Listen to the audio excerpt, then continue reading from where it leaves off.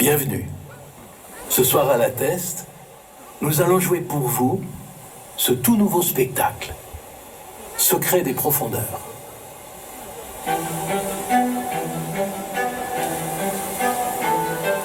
Seul, toujours plus seul sur la mer immense, disait le vieux marin dans sa complainte.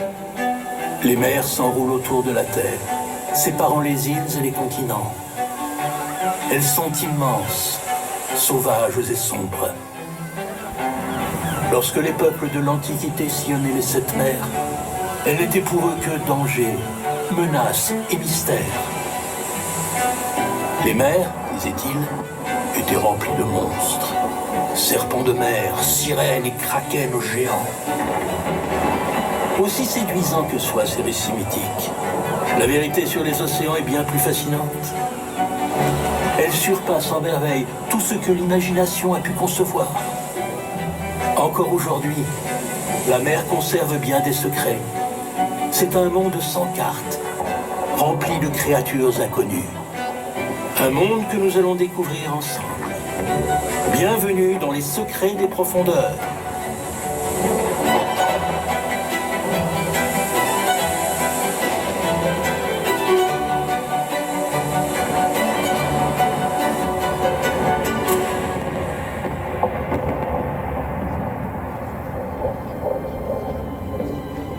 De nos jours, les navires de recherche parcourent les mers. Plutôt que des mythes et des légendes, ils collectent de l'eau, des échantillons de plancton et de poissons. Ils naviguent sur l'immensité des océans qui couvrent plus des 2/3 de la surface de la planète et contiennent presque toute l'eau de la Terre. Et c'est le son qui nous permet de mesurer les profondeurs des mers et de cartographier le fond des océans. Malgré toute cette technologie, nous avons à peine commencé à explorer le monde des grandes profondeurs. Les mers et les océans sont si vastes que la plupart d'entre eux restent inexplorés. Il est temps d'aller sous les vagues faire nos recherches. À 100 mètres sous la surface, les poissons sont droits.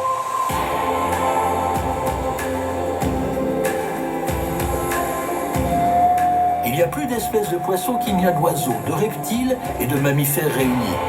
On en compte plus de 30 000. Ils nagent en banc, se cachent sous les récifs, dans les grottes. Ils suivent joyeusement nos bateaux qui traversent les océans. Leur variété de taille, de forme et de couleur est impressionnante.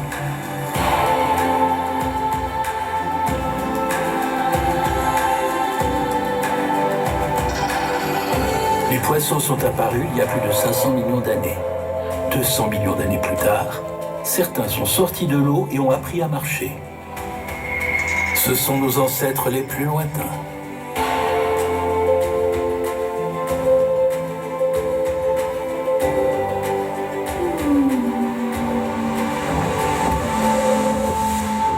Plongeons plus profondément. À 200 mètres sous la surface de la mer, nous arrivons dans la zone crépusculaire. C'est un environnement hostile, à peine éclairé par les rayons du soleil. L'eau y est froide et l'oxygène rare. La pression est d'environ 20 bars. Et pourtant, il y a de la vie. C'est ici que l'on trouve la plupart des poissons du globe.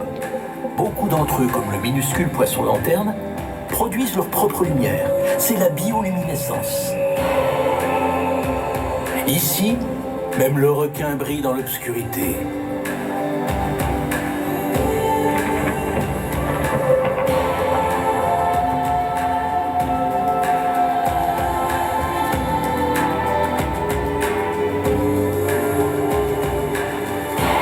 Mais dans ce crépuscule marin, il est éclipsé par la plus grande créature dentée du monde, le cachalot. Voici un exemple de mythe devenu réalité.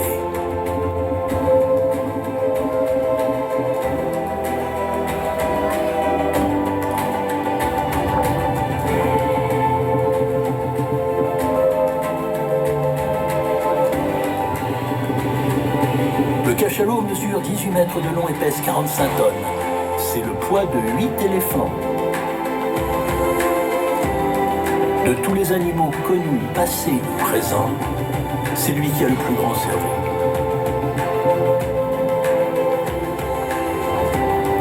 Les cachalots communiquent à l'aide de séries de clics sonores, au niveau sidérant de 235 décibels.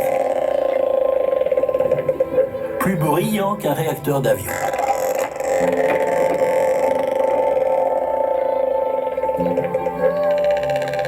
Le son circule dans l'eau 5 fois plus vite que dans l'air. Et les clics émis par les cachalots peuvent s'entendre à des milliers de kilomètres. Ils communiquent d'un côté à l'autre de la planète. Certains nomment cela le chant des baleines.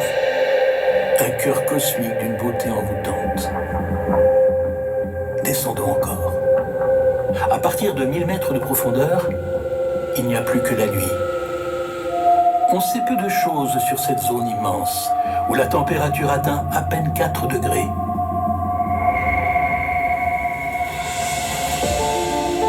Quelques rares sous-marins spécialisés accèdent à de telles profondeurs.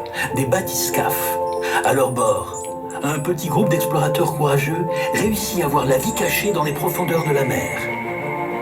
Écoutons ce qui se dit ici. Nous approchons des 3000 mètres. Poisson lumineux ou pas, c'est bien sombre ici. Restons attentifs. Oh. Je crois avoir vu quelque chose. Tourne un peu à gauche.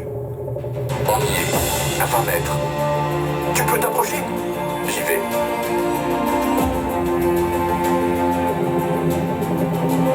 Oh, vous voyez ça? C'est absolument incroyable.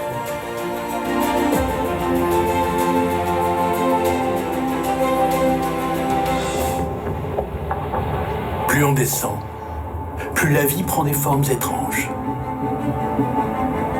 Ici vivent certaines des plus grandes espèces de la planète.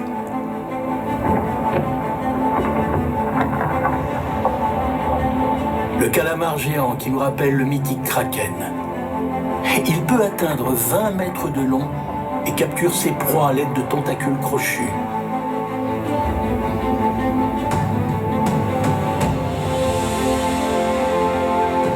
Il parcourt des milliers de kilomètres à travers les océans, de l'Antarctique jusqu'à la pointe sud de la Nouvelle-Zélande.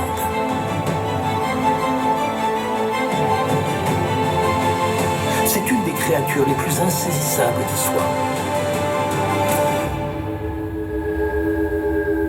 4000 mètres de profondeur et nous descendons toujours.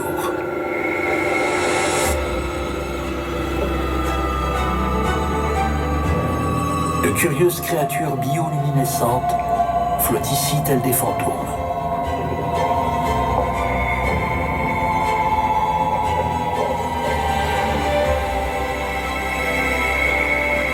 À 6000 mètres, on atteint le royaume des enfers, classé.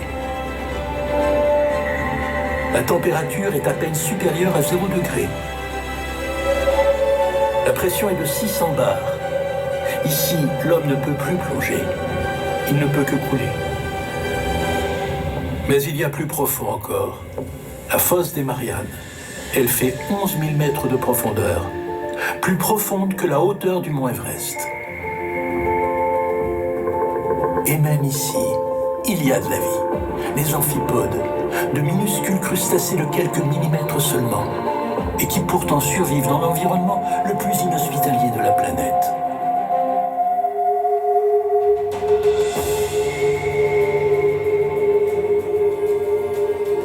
Ainsi, du plus grand des cétacés au plus petit des crustacés, la mer est peuplée d'une incroyable variété de créatures. Ce n'est qu'au siècle dernier que nous avons vraiment compris l'importance de la mer.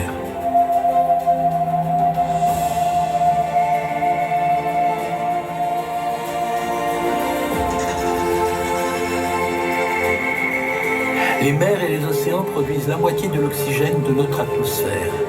Ils absorbent un quart des émissions de dioxyde de carbone.